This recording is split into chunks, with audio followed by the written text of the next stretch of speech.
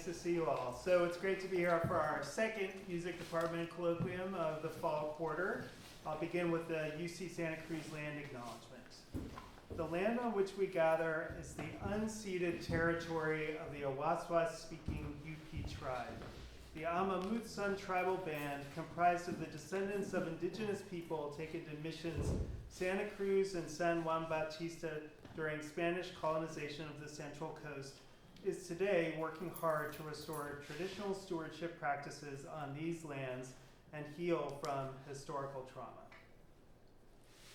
All right, so we're excited to have two of our own UCSC luminaries, Drs. Dard Newman and John Myers, who are going to present their latest research that's led to an innovative web-based music transcription and analysis platform that's enabling exciting new means to study oral melodic traditions and beyond. Their talk is entitled Computational and Heuristic Analysis of Sound, Music, and the Social, Chasms, Introducing a New Web-Based Transcription and Analysis Platform. So I'll go ahead and turn it over to you. Thank you.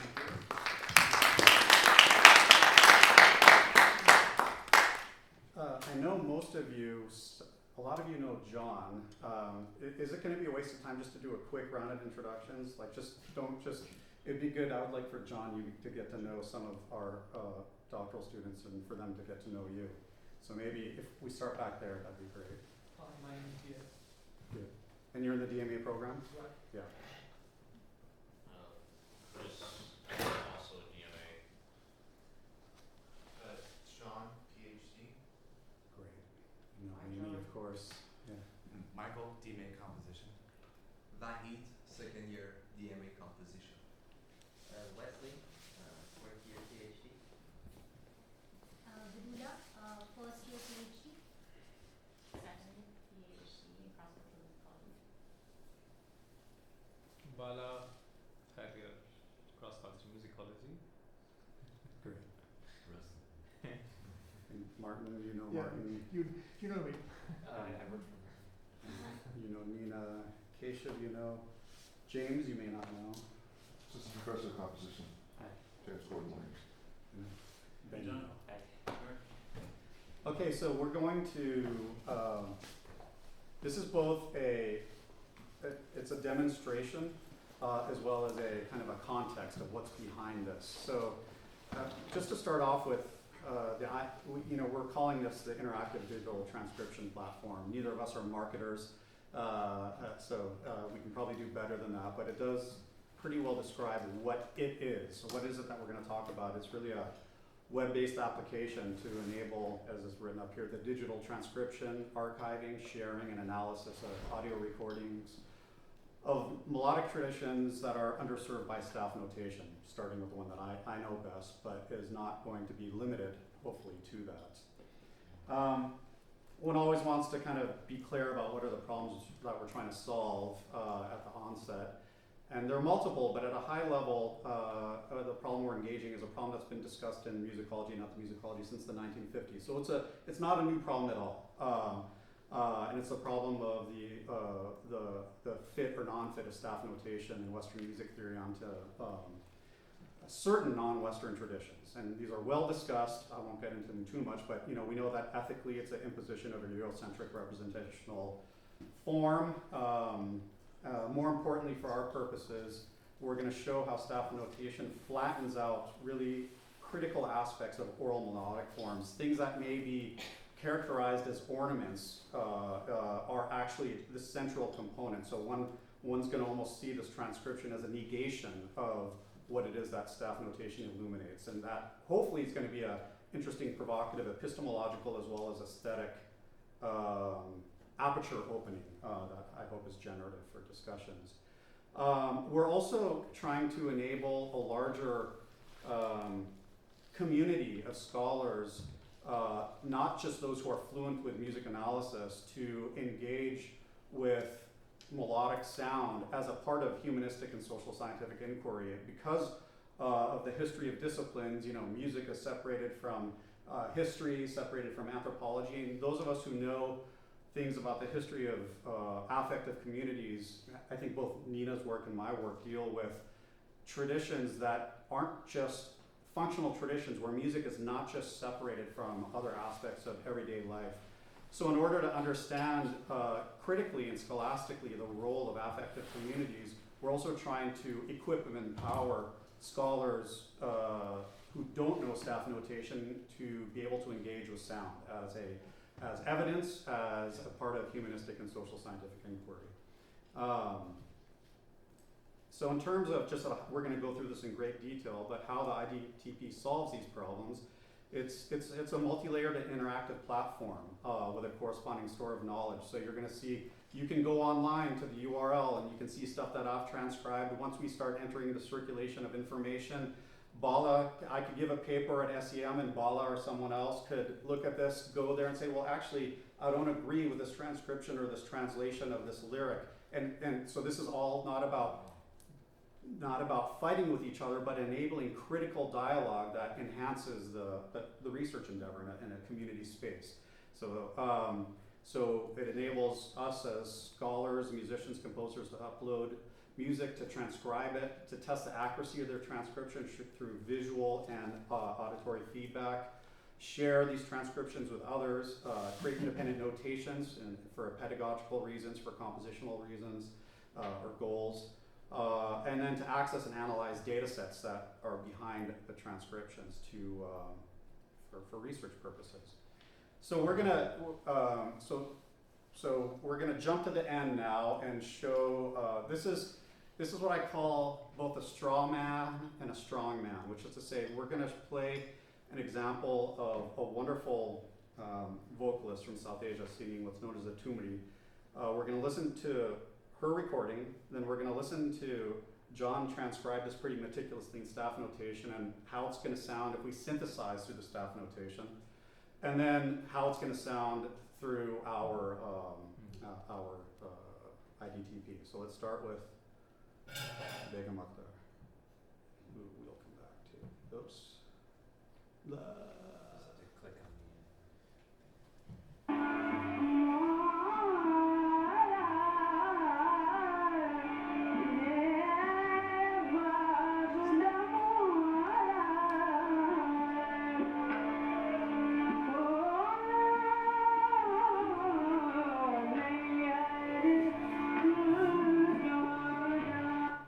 Okay, so now, this is a good faith attempt to do this as accurately and sincerely as possible.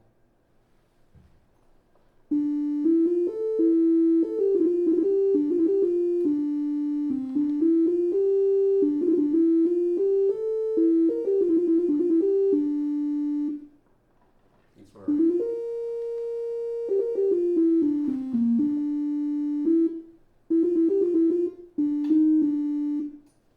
Okay, so now we'll hear how it sounds synthesizing our transcription.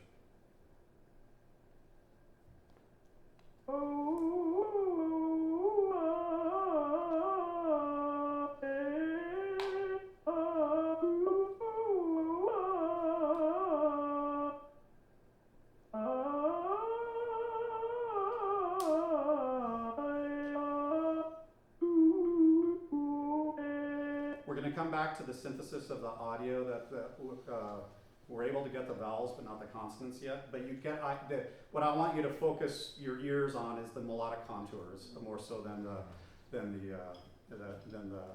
quality of the synthesis. Oops, sorry. Okay, so we're going to come back to that. I'm just going to give a very, very brief, sort of longer kind of history of the project. So this, some of you, not many of you, were here when Larry Polanski was organizing this colloquium. I presented maybe 7 years ago, and I've been kind of developing this model for I think over a decade now, to find a way of transcribing Hindustani music into a form that allows for a corresponding data set. So it's not just meant to be descriptive and prescriptive, but to be productive of a data set that I can analyze. So just, I did it in Excel. It's a fork database. I know a little bit better. And, and it's got certain limitations, but certain strengths. Some of the limitations is I've made certain kind of data reduction choices. I here wasn't focused on the melodic contours, but when a pitch is being sung or moving from one pitch to the other, but able to transcribe both temporally and pitch-wise and notate the lyrics, and then have all the stuff down below is automating. So the transformation of pitch to numerical sequences and segmenting those sequences at different layers. I won't get into that much detail, but the segmentation, the transformation of pitch transcription to numerical tabulation and segmented in different ways allowed for the creation of a data set across multiple recordings of transcription. So here you have Abdul Wahid Khan is one artist, a recording of Multani divided into 4 sections. Buddy Ghulam Khan is another artist. So you've got a data set that incorporates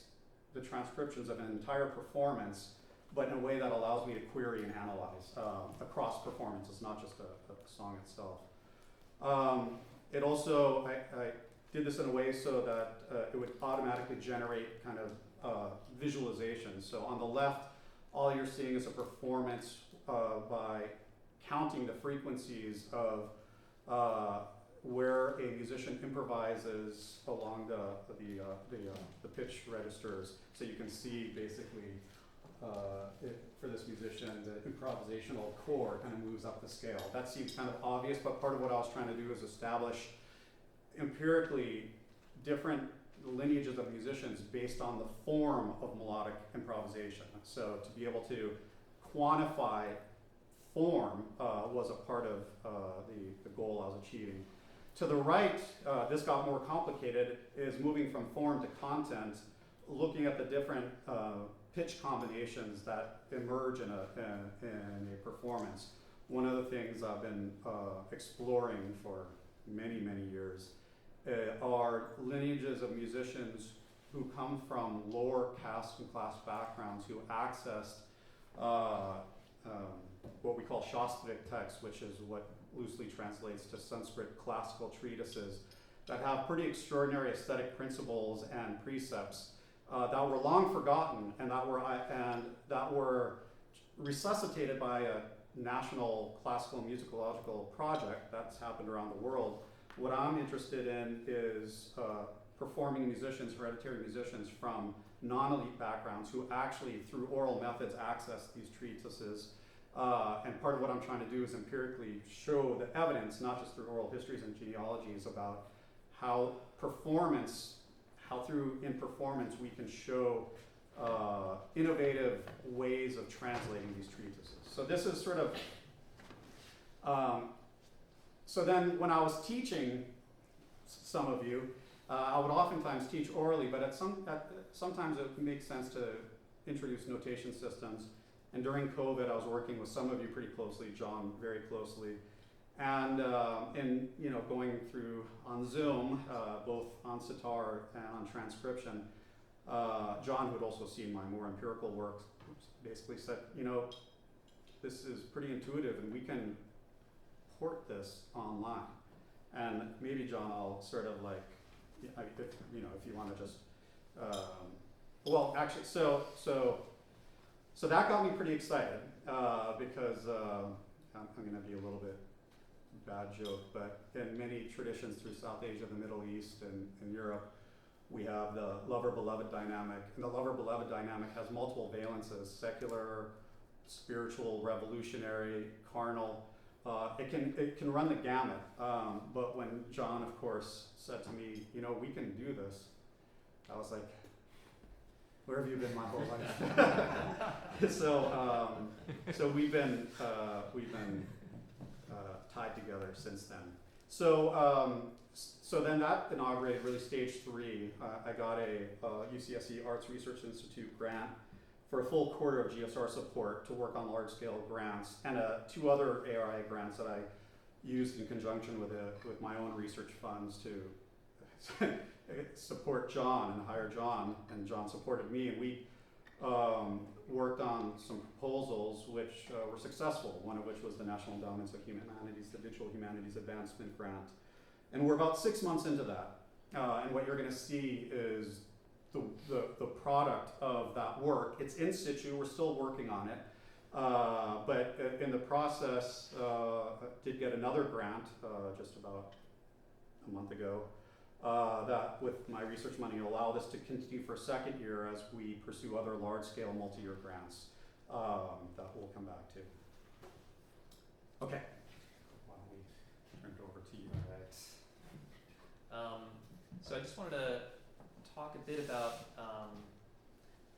sort of the sort of rethinking we needed to do to try and represent this music empirically, and sort of the kind of the main change that we came up with is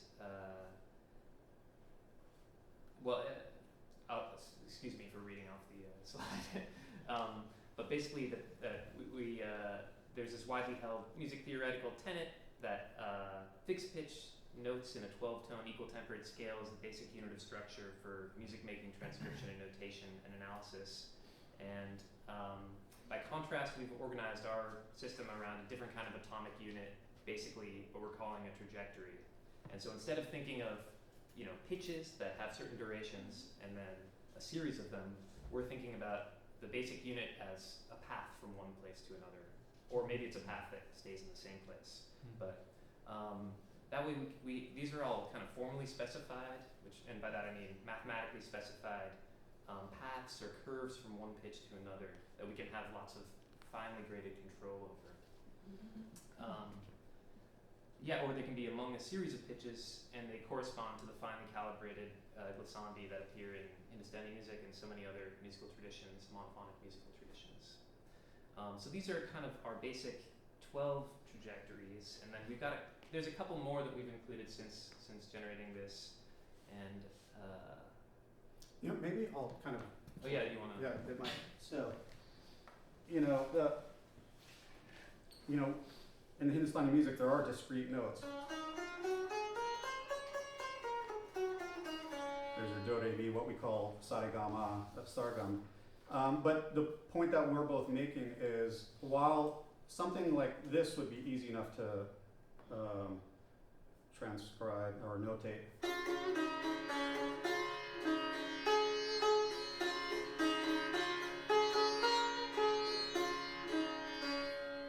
but much of what we do takes place in movements like this.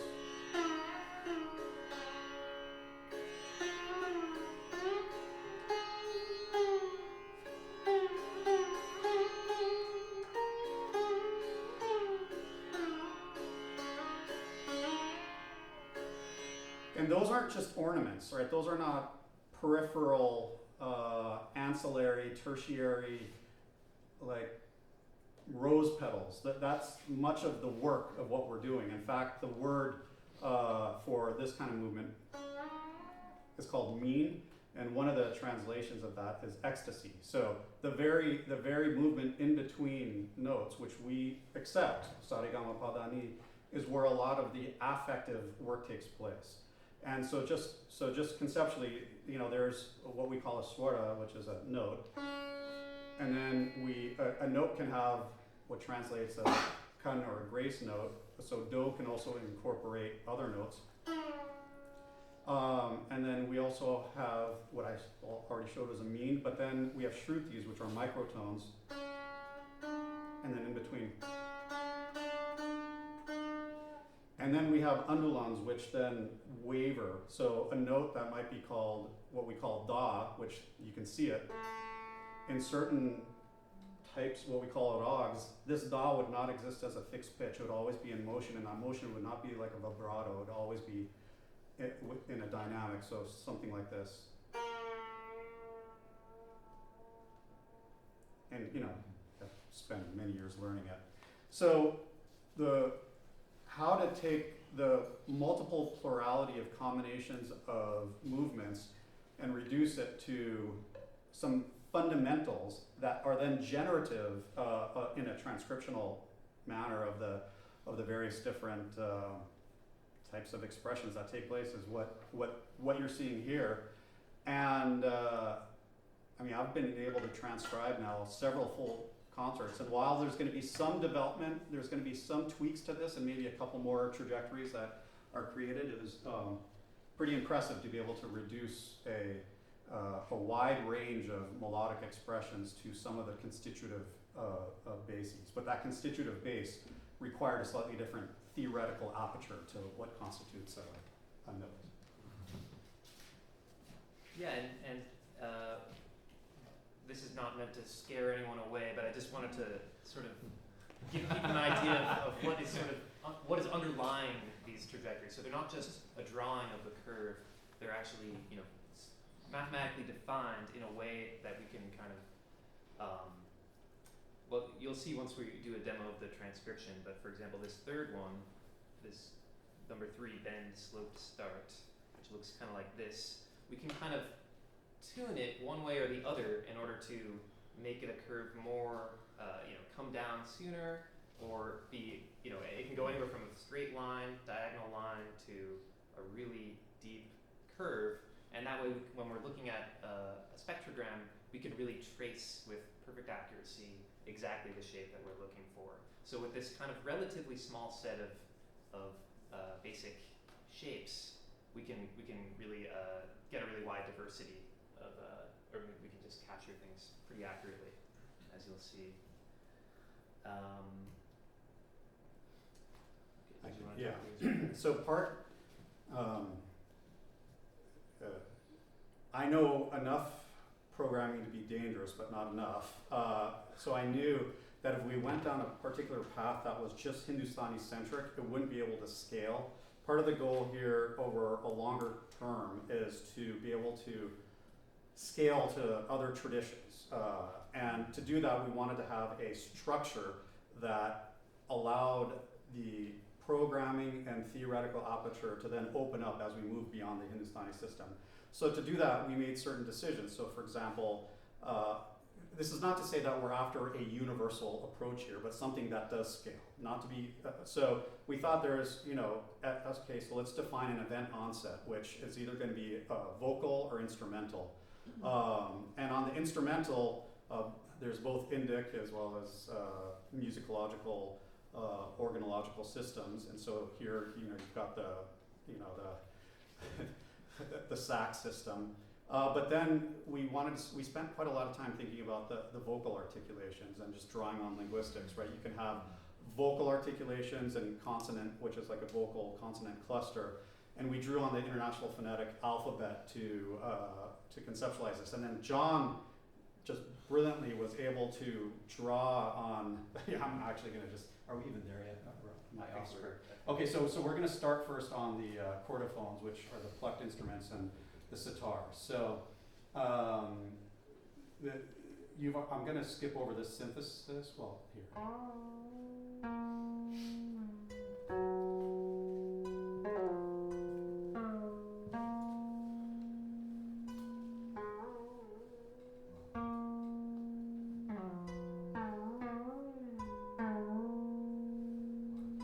So what we're doing there is marking several different indexical articulations. One is the stroke on the main string, and then the sitar has these things, you know, and that's where this will take time as we expand beyond other instruments and other traditions, because different instruments have their own specificity. But before we get lost in those details, we wanted to create some principles that allow us to capture those details as we expand. So thinking about articulations vocally and instrumentally was a useful starting point. And then do you want to talk about the synthesis of the instrument? I think it's the next slide. Sure. Yeah, so I just wanted to give people a little taste of how some of the synthesis engines are working here. So this is I implemented what's known as the Karplus-Strong synthesis algorithm, which I don't know if some of the composers might have heard of. It's a simple and efficient method for simulating the idealized behavior of a plucked string. Yeah, I mean, just zooming way out, the software for this is all programmed in JavaScript, and there's there's a pretty cool framework called the Web Audio API, which allows you to kind of do synthesis right in the browser. So it's relatively new, but it allows you to write code which can generate anything that you can come up with if you're willing to read some DSP textbooks, which is a big investment. But anyway, this is a relatively simple thing to if you're trying to get into DSP, this is a relatively simple algorithm to work out, and it's pretty really teaches you a lot about basic filter information about filtering. I'll just note, you actually told me that, was it Strong who? Carplus, I think. Oh, Carplus is a ended up being professor here. He's a professor in the math department. Yeah. Yeah. He discovered this when he was a graduate student at Stanford, I think, a Right. long time ago. Right. So in the early '80s, I think, is when this was first developed.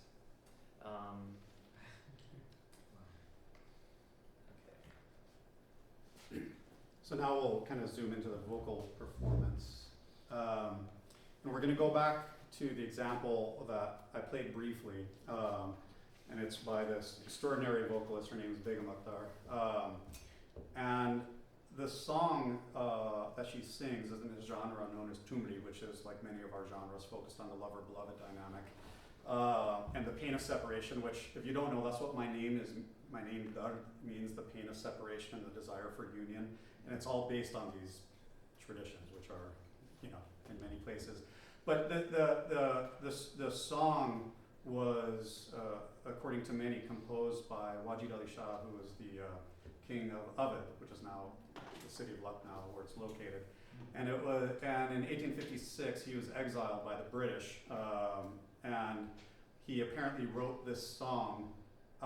And it's a song, like many, that has multiple interpretations. So it translates as Babul Mora, oh my father. So Baba, you probably know, is father. Mora, mine. There are linguistic links. I'm leaving my home. Forebears are lifting me in my palanquin. My home is becoming foreign to me. And so this has interpretations at multiple levels. One is the explicit political register, which is, oh my father, I've been exiled by the British colonialist, and my home has become foreign to me. The next register is, then we're moving more into kind of traditional interpretations. The tumri is expressed from the subject position of, it's a feminine subject position, so it's the woman speaking to the male beloved. Ghazal is subject position where the lover is the male. So here, the lover, the female, is saying, oh father, literally, her father, I'm leaving my home is becoming foreign to me, because she's married and she's moving traditional fashion into the household of her husband. By the way, I say traditional family, and there's many matriarchal communities in South Asia where it happens the other way around. Then, of course, it's spiritual death. Oh, my father, God, I'm dead. My home is becoming, of this earth is becoming foreign to me. Forebears are lifting my palanquin. The image of the forebears is both in South Asia, both in Hindu and Islamic traditions. When you get married, the bride is carried on a palanquin, and in Islamic traditions, when you die, you're carried in a funeral procession to your death. So what I want you to pay attention to is just the syllables Babul Mora. Just so, what's that? Do you want me to? Yeah. And what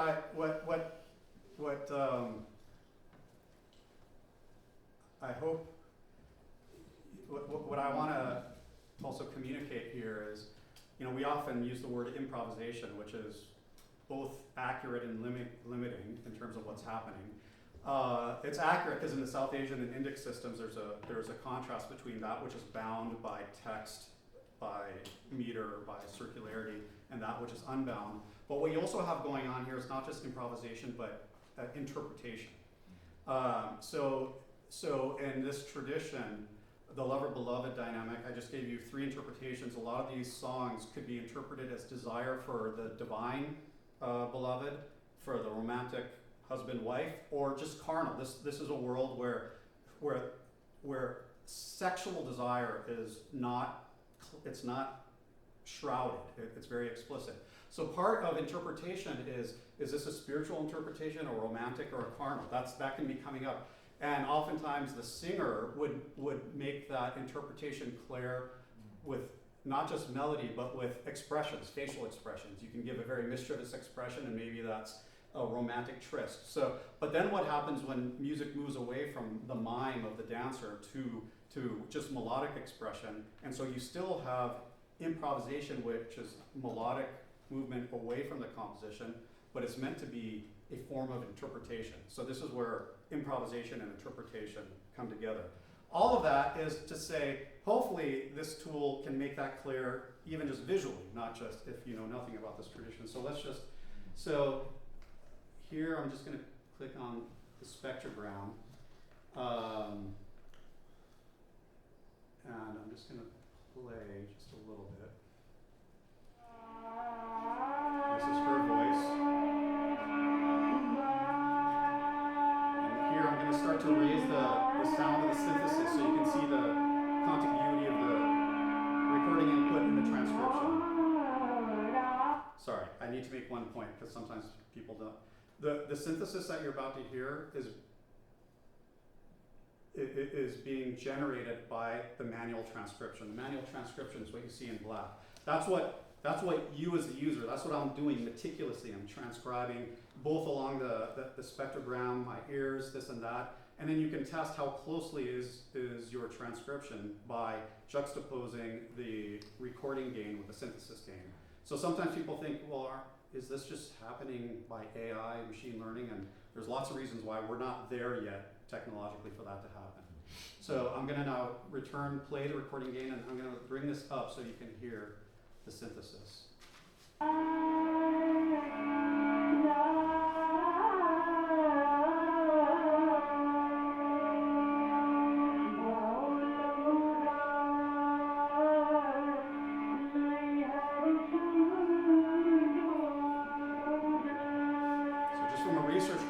Some degree of overlap gives you some indication of accuracy with quotes.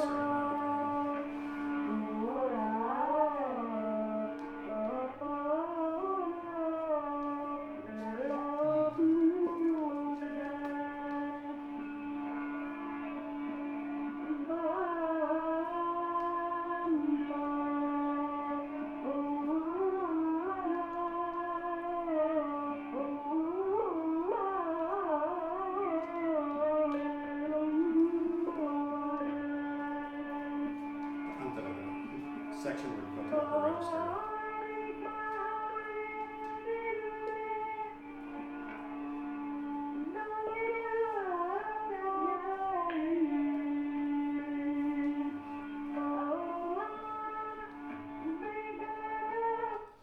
So each one of these trajectories allows for the user to then enter the articulations. Since this is voice, and since this genre is lyrical, entering the lyrics at the syllabic level, right? There's some traditions where it's vocal, but not, but they're what are sometimes called nonsensical syllables. That's not meant to be derogatory. It's just the syllables are not meant to be representative in a kind of linguistic sense. So this gives you the option of using consonants and vowels in a semantic lexical sense and or non-lexical sense. But you can imagine this is a lot of work because every trajectory, depending on your research question and how meticulous you want to go, you can transcribe at that level of detail. Go ahead. Oh yeah, I was just gonna say, so because we haven't shown this yet, so you know, every time I click on one of these trajectories, you can kind of see which shape it aligns to down here. And then I think I was talking about how we can make adjustments, finely tuned adjustments. So maybe you're looking at this and saying, yeah, this isn't quite perfect. I think, well, see how this in the spectrogram, it really seems to go underneath where it is. So we can kind of adjust the slope and really kind of really get in there and try and get it as close as we want to, if we care about being that accurate. Absolutely. Yeah, and then No, go. I mean, I was going to actually show how to enter. maybe. Yeah, but was about to go off script, so maybe let's stay on script. But I am going to go off script just a little bit. Getting back to the point about improvisation and interpretation. Oops. You can say okay. Oh, that's right. Okay, so I'm jumping a bit, but one of the features here is to query the data set, and the data set is what you've transcribed. And so if we get back to Babul Mora, and those are lyrics associated with a melody, and then if you want to see how much variation there is, you can use the word improvisation, there can be a query. So for now I'm just going to stick the query. I'm going to do 2 queries. I can do the query at multiple levels. Pitch, I'm going to choose starting consonant.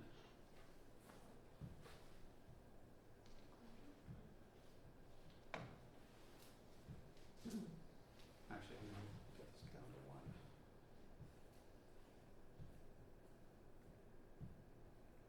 So these are all the instances in the performance where the artist begins a phrase with the ba, as in babul.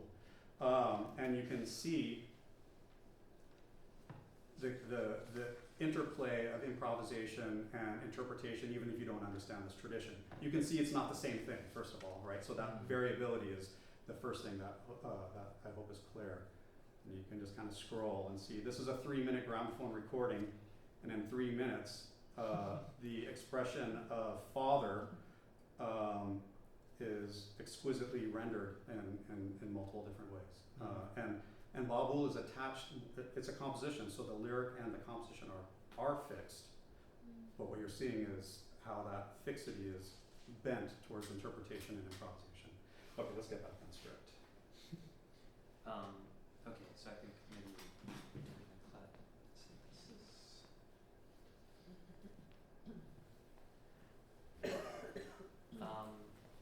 Yeah, I just wanted to mention briefly that the way that we're synthesizing these vocal, we had to kind of take a little interlude into linguistics to be able to start to generate some of the vocal synthesis you just heard. So this is actually an implementation of what's known as the Klatt synthesizer that Dennis Klatt invented in the 70s. He was a linguist working at MIT, and you've probably all heard his voice before, or some version of this synthesizer, because it was the voice that Stephen Hawking used for most of his life. So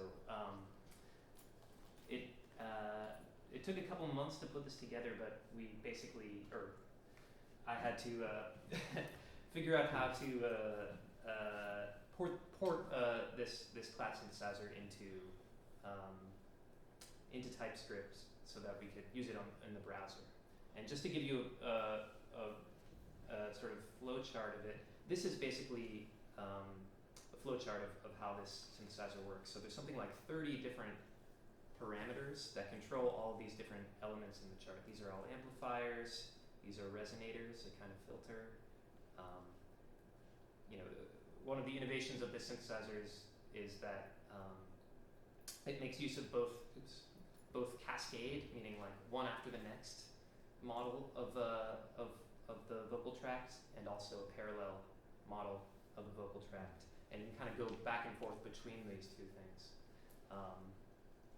It uses various noise sources and impulse generators in order to trigger all of these sounds. Anyway, long story short, you have to sort through some 30 different parameters in order to get each of these different vowel sounds and consonant sounds to happen at the right time. So our transcription, where we can label things like, I think however many different consonants and vowels, needs to be translated into a certain set of parameter lists of parameters that get sent through this flowchart in order to generate that sound.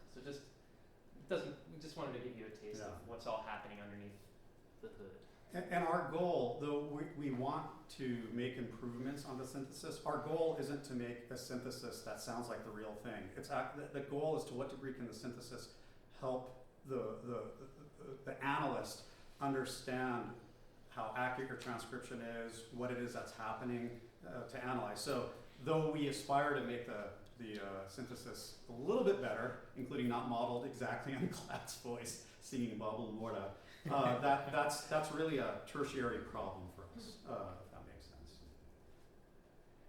So we started to hint towards this, but we're going to go over some of the other features. We're going to talk about the transcription features, the data query features, and the data visualization features. And I think we have 20 minutes. Oh yeah, we're done. Which is fine.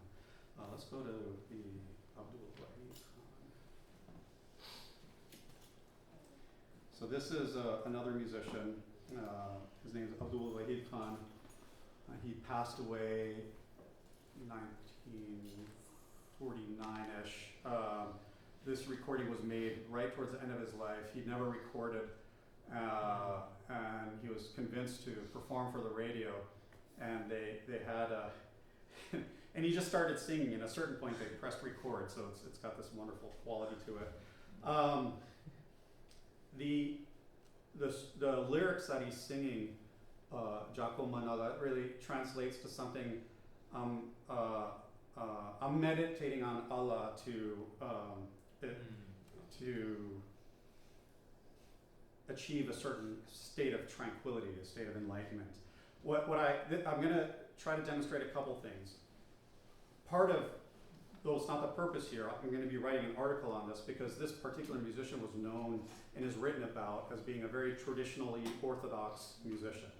And regardless of what's in his heart, there's a sort of latent secularism in the form of this tradition and the expression here. You're going to see that Allah very rarely gets completed. The kind of permutation combination forms of improvisation lead to the syllabic element of improvisation and interpretation, in a way overriding the lyrical. So you can just see, let's just assume he is as orthodox and traditional as everyone says he was, that he does what is almost rarely done, and say never done in a Sufi tradition, where you fragment the verse, especially the verse of the divine. So I'm just going to start, and again, you have to forgive the quality of the recordings. And this is the point. This cannot as yet happily be done with machine learning and AI. Not just because of the contours of the movement, because some of these recordings are really old and happily they're crappy, so they can't be sucked in. All right.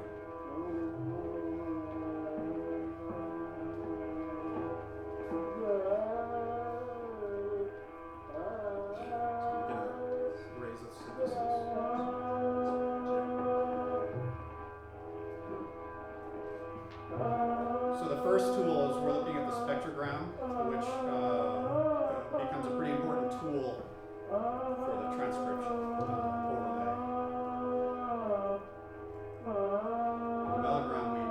The mellograph we just entered, but it's not working quite as well. I hear you. I drew on the spectrogram, but the mellograph is doing a pretty good job. Now there are scholars who use mellographs. I mean, of course, this goes back to the 1950s, but in South Asia. But the problem is you have to make analytical decisions. Is the movement an artifact of the sound signal? Is it the musician coughing, singing? Is there other information happening? So the advantage of the transcription, the traditional approach, is the analyst gets to make the decision of what level of detail they want to get involved in based on the research questions you have for yourself. So, those are, yeah. Can you just tell me what mellograph is again, please? Yeah, so it's, mellograph is the term that Charles Sear used in the 50s. So this isn't actually the exact, it was a device, I think, that he worked on developing for doing pitch traces. But, so this isn't that same technique, but this is using an algorithm developed in Spain by this group in Barcelona, and it uses a couple different algorithms to try and extract its best estimate of the pitch. I think it's called the pitch melodia algorithm, but it spits out what its best guess of the current pitch is and its confidence rate, and then so we take that data and translate it into this line based on certain thresholds. Yeah. so I've moved forward to where he starts to sing the composition Jaco Manala, and you can see it here. I'm just going to play it. Okay, now I'm going to take the synthesis down and just show a couple other features. So you can highlight a section, loop, and bring the region speed down.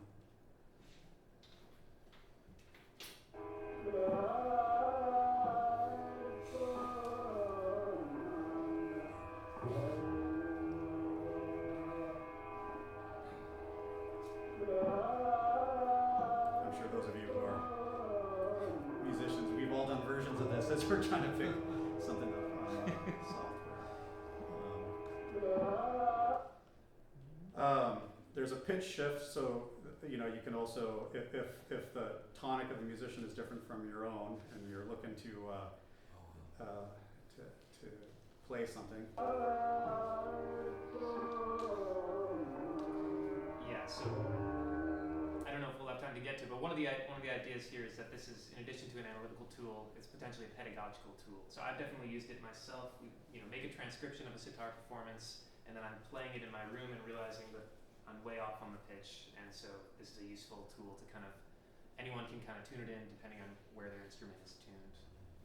So then another feature that's is for the analyst to be able to segment. I know I'm jumping here, but what you have here, this thick line, we have different hierarchies of segmentation. So this line. Turn off the spectrograph, it'll be easier to see. Yeah.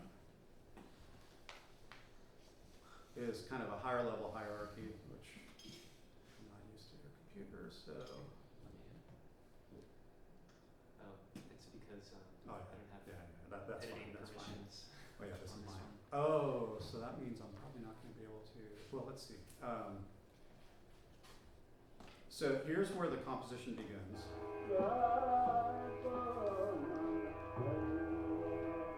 And then, I'm not going to be able to show that feature of coding. Yeah. Oh yeah, well it's there. So this section I'm going to code as a composition, and this next section is where the musician starts improvising. So this is. Use 2 fingers to right click. So this will be section 3. So I'm going to just do this in front of you. So this musician is starting to improvise. And then at the phrase level, what kind of improvisation is going on? This gets a little technical into our idiom, so I'm not going to get too far into it. But there's multiple types of ways in which one can code. In Hindustani music, there's a phrase type, an elaboration type, articulation type. Is the person singing words, nom-tom, nonsensical syllables, akar, which is just sargam, solfege. So you can literally code the performance according to different structures, which is important for, of course, the data queries. Now I just want to show you just a minute of improvisation. So as the artist moves from the composition, which you're seeing here, to the improvisation, the lyrical focus moves to mun, and maybe Jaco mun. And so improvisation and interpretation are now moving away from the lexical integrity of the verse itself. And let's look for how rarely Allah shows up. So again, this is what I would just call secularism in form and content, not in heart and spirit.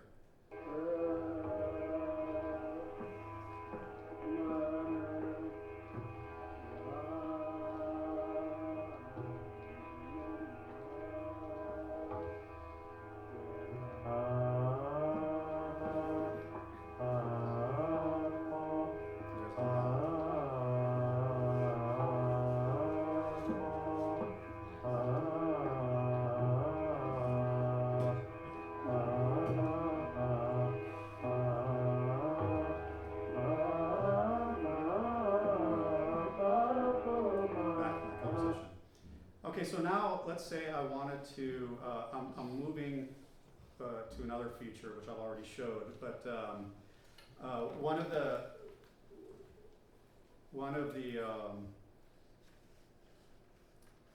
just give me a second what this query is doing is showing now a computational version of what I had to do on a spreadsheet. So this is, I can query by section where the musician, what kind of pitch range the musician elaborates by section. The section defined either by the analyst, it can also be defined from a sort of more an outsider view by just delimiting kind of seconds. So rather than an analyst viewpoint of segmentation, every 30 seconds, you know, you can kind of lay this out. So just what we're looking at here, this is a heat map. Here I'll make it a little bit simpler to view. So this shows what percentage in each of these 30-second chunks of time in this recording, you know, what percentage of the notes fall where. So you can kind of see in the, you know, from a 10,000 feet view, what's happening with the melodic, with the statistical information about the melody. And then if I do it at phrase, which is a more detailed segmentation, you can see a much more elaborate snapshot. This is what I'd call a snapshot of form. You know, how pitch patterns would then move from form to content. Maybe I'll skip over that for now. And query display also, which I've talked about a little bit, also allows us to look at content. So here I'm going to look for, let's just see, this may be too limited, the query. So this is every time the artist sings and actually let me do one.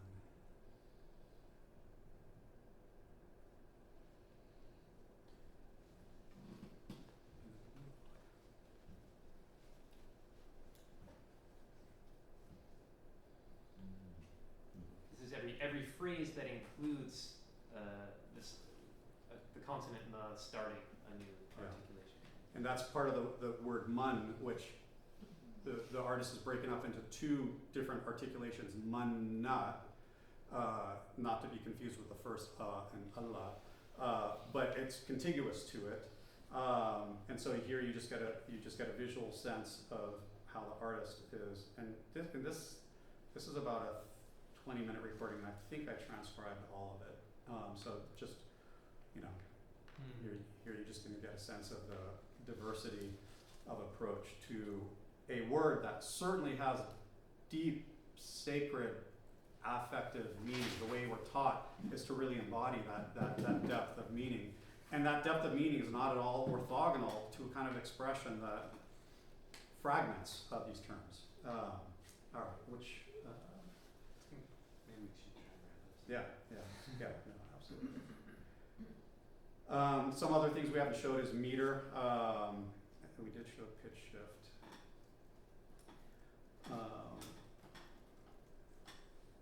spoke about this, and we spoke about this. So actually, we actually did pretty well. So we actually think there are multiple implications here, but we're not going to proselytize those to you.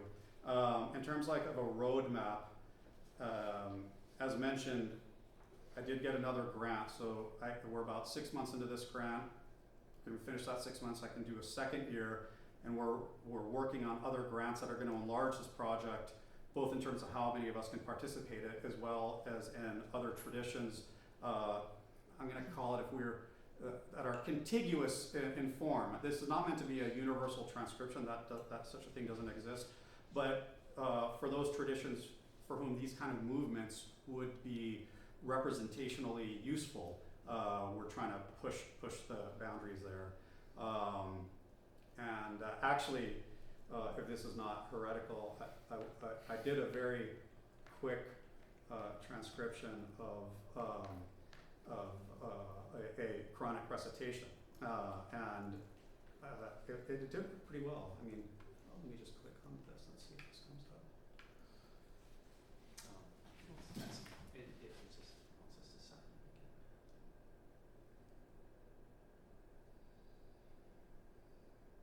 So I didn't spend that long transcribing this, but it's not bad. So I'll start with you. Veradi.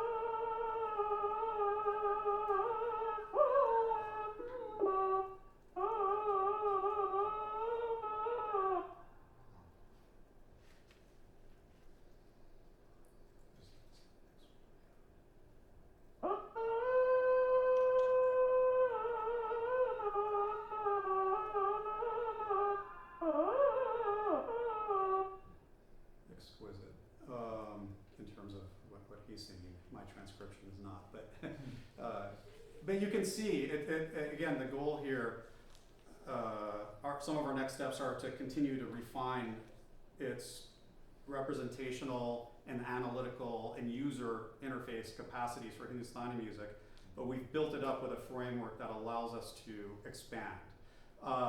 And part of what we're now in the process of doing also is transcribing, working with our colleague David Camp. He kind of recommended, I'll let you talk about this, but if we can get 200 hours, we can start to experiment to see to what degree existing technologies of music information retrieval and machine learning can aid this process. I have to say, I do believe in what one learns from the empirical labor of transcription. So, I am kind of old-fashioned in that respect. But it is meticulous work, and there could be merit to seeing how much of this can be aided by machine learning. Also, we both are just of the opinion that it's happening to us rather be at the front lines of knowledge and technology to be agents with the communities of musicians and scholars rather than victims or people on the sidelines. We're also working with colleagues within and without the university, colleagues in linguistics to actually do some measurements to expand our ability to understand the vocal inflections as well as syllable and syllabic and consonant expressions. And then a colleague from India who's just moved here in the Bay Area to work on timbre. So in many respects, there's no end where this can go, except for funding, but we're doing pretty well. and our hope is to also make this something that becomes more a part of a larger community of scholars, musicians, composers, provided that's of interest. And we're even being so bold as to see if we can't establish a center here in a kind of 3 or 4 year plan where this can be a real gathering place for musicians, scholars, composers to geek out. All right, that's it.